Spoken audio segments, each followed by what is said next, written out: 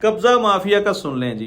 पंजाब में कब्जा माफिया का इबरतनाक अंजाम आप अपनी आंखों से देखेंगे और ये होता हुआ नजर भी आएगा, क्योंकि नए प्रॉपर्टी कानून 2026 के तहत अब बरसों के फैसले सिर्फ 60 दिन में होंगे।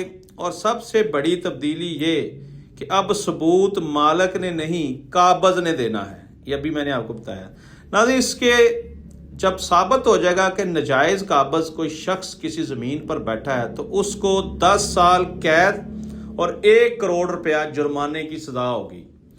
ये हाल ही में अभी समझ लें 2-4 दिन पहले ही ये इम्प्लीमेंट हुआ है और इसके बारे में जीरो टॉलरेंस है। हुकूमत पंजाब का इसके बारे में एक ऐसा जबरदस्त और मजबूत मौक़िफ़ है, इसमें ना कोई सिफारिश चलेगी ना पैसा चलेगा, काम होंगे और होते हुए नजर आएंगे। आई अप्रिशिएट पंजाब हुकूमत।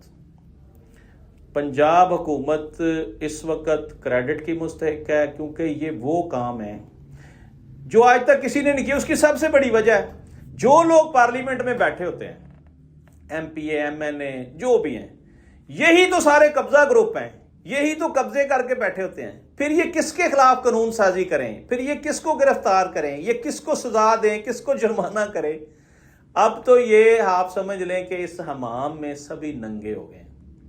अब बड़े बड़े नाम सामने आएंगे और हजारों एकड़ जमीनें, लाखों एकड़ जमीनें, बल्कि कमर्शियल प्रॉपर्टियां, उनकी लिस्टें बन गई हैं।